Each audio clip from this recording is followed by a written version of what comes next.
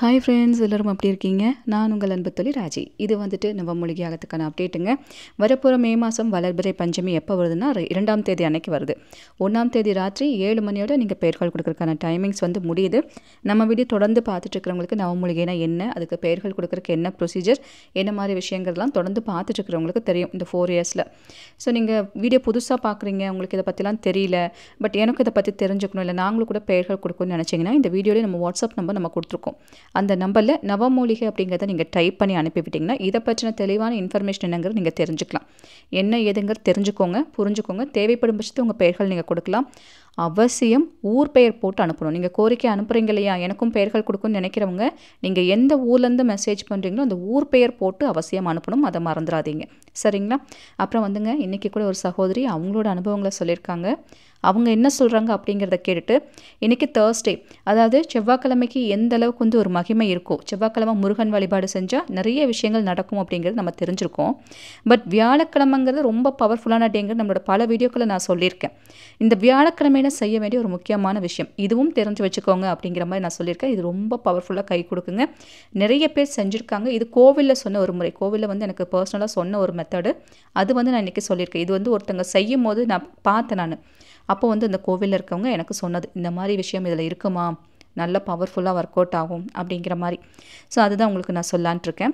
வாங்க வீடியோக்குள்ளே போகலாம். ஹாய் ராஜி, நவமூலிகை யாகத்துக்கு நான் வந்துட்டு 9 பஞ்சமிக்கு உங்களுக்கு பணம் அனுப்பினேன். என் கணவர் வந்து திரும்பி வரணும், பிளாக் மேஜிக்கால் அவர் வராமல் இருக்கிறாருன்னு. ஆனால் அதே இந்த பஞ்சமிக்கு நான் பணம் கட்டினதுக்கப்புறம் அவர் 3 வருஷத்துக்கு அப்புறம் என்கிட்ட பேசிட்டாரு. என் வீட்டுக்கு கொஞ்சம் கொஞ்சமாக வர்றாரு. அதுக்கிடையில் என் பையனுக்கு வலது காலில் பாதத்தில் வீங்கியே இருக்குது. அந்ததுக்காக நான் நவமூலிகை யாகத்துக்காக நான் பணம் கொடுத்துட்ருக்கேன். என் கணவரோட பிரச்சனையை விட எனக்கு என் பிள்ளையோட பிரச்சனை பெரிய பிரச்சனையாக இருக்குது. அதனால அவனுக்காக நான் நவமூலிகை யாகத்துக்கு பணம் கொடுத்துருக்கேன். எனக்கு அந்த வராகி அம்மன் நல்ல அருள் செய்வாங்கன்ட்டு நம்பி நான் அவங்களுக்கு கொடுத்துருக்கேன். நம்பிக்கையோடு தான் கொடுத்துருக்கேன்.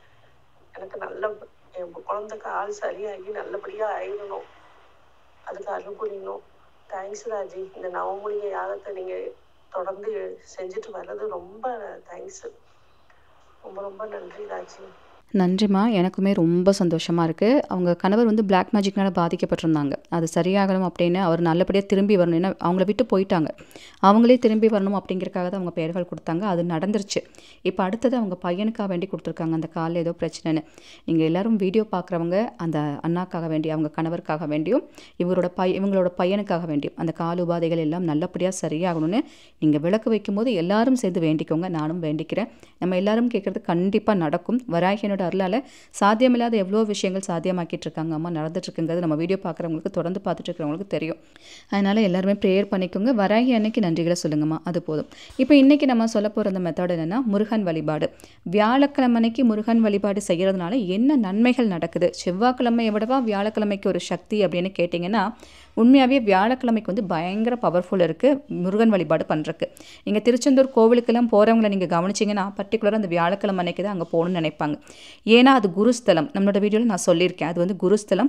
அதனால வியாழக்கிழமை அன்னைக்கு நீங்கள் அங்கே தரிசனம் பண்ணுறதுங்கிறது பல வகையிலையும் குரு பகவானோட ஆஸ்தியும் நமக்கு கிடைக்கும், முருகனோட அருளும் நமக்கு கிடைக்கும். பல வகையிலையும் யோகங்களை கொடுக்கக்கூடிய ஒரு நாளாகத்தான் இந்த வியாழக்கிழமை வந்து பார்க்கப்படுதுங்க.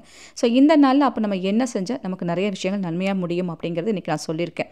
இந்த வீடியோ உங்களுக்கு பிடிச்சிருந்துச்சுன்னா அவசியம் ஒரு லைக் கொடுங்க. நம்ம வீடியோ இது வரைக்கும் நீங்கள் சப்ஸ்கிரைப் பண்ணல, நம்ம சேனல் சப்ஸ்கிரைப் பண்ணலைன்னா அவசியம் சப்ஸ்கிரைப் பண்ணி வச்சுக்கோங்க. அப்போ தான் இது மாதிரி போடுற வீடியோவில் உங்களுக்கு நோட்டிஃபிகேஷனாக வரும். பேரிச்சம்பழங்க, இது நமக்கு தெரிஞ்ச ஒரு கோவிலுக்கு நான் போயிருந்தேன். அதாவது ஒரு 3 months பிஃபோர் வந்து நான் போயிருந்தேன். அப்போ 3 months பிஃபோர் போயிருக்கும் போது அங்கே வந்தவங்க வந்து பார்த்திங்கன்னா பேக்கெட்டாக பேரிச்சம்பழம் வச்சுட்டு வரவங்களுக்கெல்லாம் பிரசாதமாக ஒரு 2-3 பேரிச்சம்பழத்தை வந்து கொடுத்துட்டு இருந்தாங்க. சுவாமிக்கு முருகனுக்கு பக்கத்துலேயும் பார்த்திங்கன்னா நிறைய பேரிச்சம்பழம் வந்து வச்சுருந்தாங்க. அப்போ வந்து நான் கேட்டேன், நான் என்னடா இது புதுசாக இருக்க அதாவது அபிஷேக பிரியர் அவர் தெரியும், பேரிச்சம்பழத்தால் அபிஷேகமெல்லாம் பண்ணுவாங்க, பஞ்சாமிரத்துக்கு அபிஷேகம் அதுக்கெல்லாம் சேர்ப்பாங்க பேரிச்சம்பழம், அது தெரியும். இது என்ன பிரசாதமாக வந்து பேரிச்சம்பழத்தை கொடுக்குறாங்க, நிறைய பேரிச்சம்பழத்தை வச்சு சாமி கும்பிட்டுருக்காங்களே அப்படின்ட்டு, இது என்னெல்லாம் பேரிச்சம்பழமாக வச்சுருக்காங்கன்னு சொல்லிட்டு நான் கோவிலில் வந்து கேட்டேன். அப்போ அது சொன்னாங்க, இது வந்து வேண்டுதலுக்காக வேண்டி வச்சது, பேரிச்சம்பழம் வச்சு நம்ம வேண்டுதல் பண்ணும்போது சரியாகுங்க, அதுக்காக வேண்டி வைக்கிறது அப்படின்னாங்க. அப்போ நான் கேட்டேன் அவங்கக்கிட்ட, பேரிச்சம்பழம் வச்செல்லாம் வேண்டுதல் நடக்குதா? என்ன வேண்டுதல்? எப்படின்னு சொல்லுங்க. அதுக்கு என்ன பண்ணணும்? அப்படின்னு சொல்லி கேட்டப்போ தான் அந்த கோயில்ல இருக்கிறவங்க என்கிட்ட சொன்னது என்னன்னா, இது வந்து பணம் சம்மந்தப்பட்ட விஷயத்துக்கு வந்து நல்ல ஒரு ரிசல்ட் குடுக்குமாமாங்க. அதேபோல ரொம்ப நாளா நடக்காம ஏதாவது ஒரு விஷயம் இருக்குனாலும் இத வச்சு நம்ம வேண்டிக்கலாம். என்னன்னா, பேரிச்சம்பழத்த தானம் குடுக்கறது. அத பர்ட்டிகுலரா எல்லா நாள்லலாம் பண்ணக்கூடாதாம். வியாழக்கிழமை அன்னைக்கு பண்ணணும். குரு பகவானுக்கு உகந்த அந்த நாள் அன்னைக்கு குரு ஹோரையில நம்ம பேரிச்சம்பழத்த தானம் குடுக்கறதுங்கிறது நல்ல ஒரு ரிசல்ட் குடுக்கும் அப்படிங்கிற மாரி சொல்லியிருக்காங்க. நான் சொன்ன மாரி பர்ட்டிகுலரா இத குரு ஹோரையில செய்யும்போது நல்ல ஒரு ரிசல்ட் கிடைக்கும். சப்போஸ் குரு ஹோரை மிஸ் பண்ணிட்டீங்கன்னா, நீங்க வந்து நார்மலா வியாழக்கிழமை அன்னைக்கு செய்யறதுங்கிறது பெஸ்ட்டு. ஆனா மத்த நேரத்த விட குரு ஹோரைக்கு பவர் இருக்கு அப்படிங்கிறனால, நீங்க யாராவது உங்களுக்கு பணம் குடுக்கல, இல்ல பணம் சம்மந்தப்பட்ட பிரச்சனையில ஏதாவது நீங்க அடிபட்டுருக்கீங்க, வரவேண்டிய காசு வரணும், இல்ல ஒரு சேலரி இன்கிரிமெண்ட் கிடைக்கணும், இல்ல ஒரு என்னோட சொத்துக்கள் வந்து என்கிட்டயே இருக்கணும், அந்த மாரி பணம் சம்மந்தப்பட்ட எந்த விஷயமாக இருந்தாலும் நீங்க கேட்கலாம். அதுக்கு மட்டும் இல்லாம, நீண்ட நாட்களா ஏதாவது ஒரு விஷயம் உங்களுக்கு நடக்காம இருக்கும் பார்த்தீங்களா? எனக்கு இது சரியானா போதும் அப்படின்னு நீங்க ஏதாவது முருகன் கிட்ட வேண்டுதல் வச்சிருந்தீங்கன்னா, இந்த முறைய கூட ஒரு வாட்டி நீங்க ட்ரை பண்ணி பாருங்க. நெறைய விஷயங்கள் நான் சொல்லிட்டு இருக்கேன். உங்கனால உங்களுக்கு எது செய்ய முடியுமோ அத மட்டும் நீங்க செஞ்சு பாருங்க. இந்த மாரி மெத்தட் செய்யும்போது சீக்கிரம் நடக்குது அப்படிங்கிற மாரி சொன்னாங்க. அப்ப நம்ம என்ன செய்யணும்னா, இப்ப முருகன் கோவிலுக்கு நீங்க பேரிச்சம்பழம் இருக்கு இல்லைங்களா? இந்த பேரிச்சம்பழத்த வாங்கி சுவாமி பாதத்துல வச்சு வேண்டிட்டு, அத கோவிலுக்கே அபிஷேகத்துக்கு பயன்படுத்துற மாரி ஒரு தானமாட்டா நீங்க அவங்கள செஞ்சுக்க சொல்லி குடுக்கலாம். இல்லைன்னா, நீங்க பேரிச்சம்பழத்த சுவாமிட்ட வச்சு வேண்டிட்டு, அந்த குரு ஹோரை டைமிங்ல நீங்க வரவங்களுக்கு தானமா வந்து குடுக்கலாம். கோவிலுக்கு வருவாங்க இல்லையா?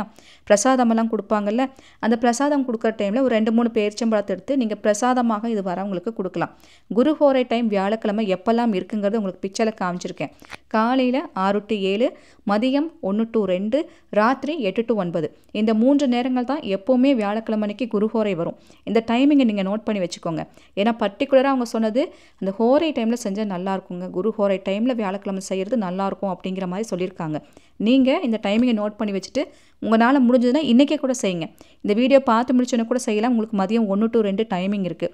ராத்திரி 8 to 9 கூட இருக்கு. ஸோ வீட்ல ஏற்கனவே பேரிச்சம்பழம் வச்சிருக்கீங்கன்னா, அது ஒரு பிரசாதமா வீட்ல வச்சு முருகனுக்கு கும்பிட்டுட்டு, உங்க வீட்ல இருக்கிறவங்களுக்கோ, இல்ல வெளியில யாராவது குழந்தைங்க இருப்பாங்கல்ல, அவங்களுக்காச்சும் அந்த பேரிச்சம்பழத்த 1, 2 பிரசாதமாக குடுங்க. இப்படி குடுக்கறதுங்கிறது பணம் சம்மந்தப்பட்ட எந்த விஷயமா இருந்தாலும் கண்டிப்பா சரியாயிருமாமாங்க. நீண்ட நாட்களாக நடக்காத விஷயத்துக்கும் ஒரு சொல்யூஷன் இது குடுக்கும். சரிங்களா? அதனால அவசியம் இந்த முறைய வந்து செஞ்சு பாருங்க. இதுக்கு நீங்க மந்திரமெல்லாம் எதுவும் சொல்ல வேண்டியதில்ல.